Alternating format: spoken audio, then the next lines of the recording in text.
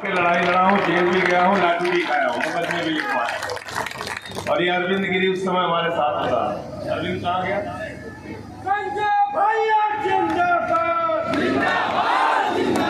और नेताजी अब इस दुनिया में नहीं है, लेकिन जब आंदोलन होता था तो वो हिसाब लेते थे, यूजन सभा वाले कितने लाठी खाए, लोहिया वाले कितने खाए, मुलायम सिंह यूथ ब्रिगेड वाले कितने खाए, समाजवादी पार्टी के जिला अध्यक्ष ने क्या किया, विधानसभा के अध्यक्ष ने क्या किया, कहां रास्ता रोका गया, कहां आंदोलन किया गया।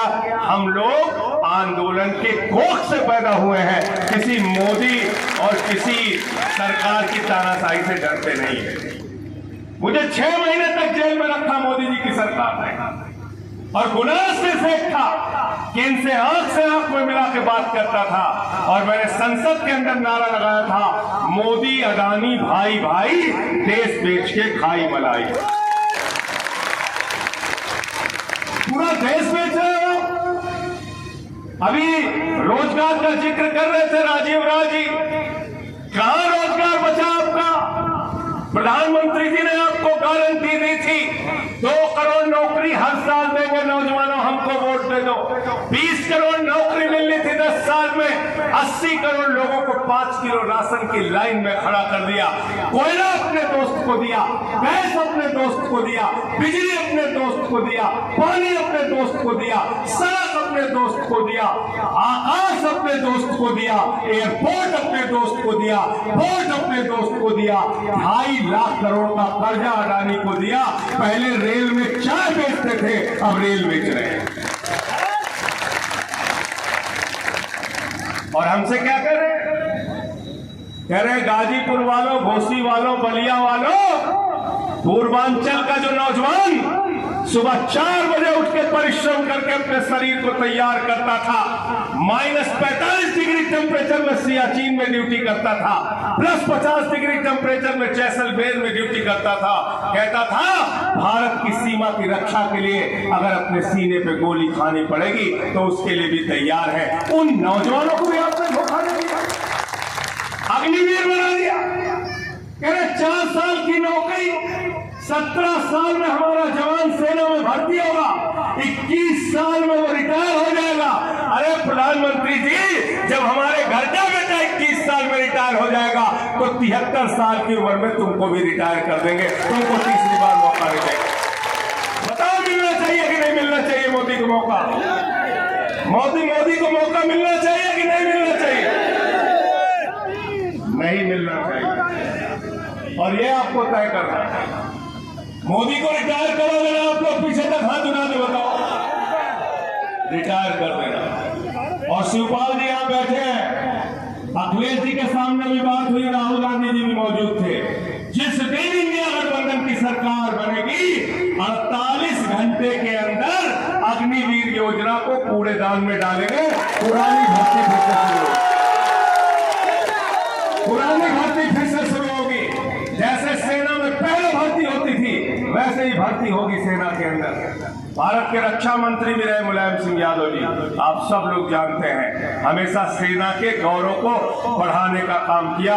नेताजी जब रक्षा मंत्री बने तो उन्होंने कहा अगर कोई जवान हमारा सीमा पे शहीद होता है तो उसकी डेड बॉडी, उसका जो पार्थिव शरीर है वो उसके घर आएगा, उसके पहले शरीर घर नहीं आता था। ये श्रेय अगर किसी को जाता है तो नेताजी मुलायम सिंह यादव जी का।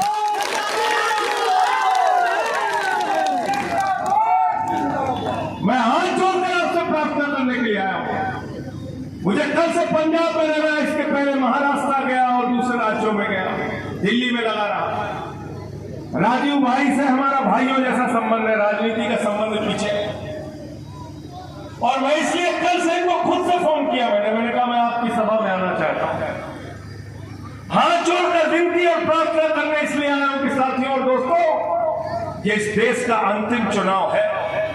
अगर गलती से नरेंद्र मोदी चुनाव जीत गए तो इसके बाद इस देश के अंदर चुनाव नहीं होगा। याद रखना, पुतिन और किम जोंग का मॉडल इस देश के अंदर लागू होगा। ये चुनाव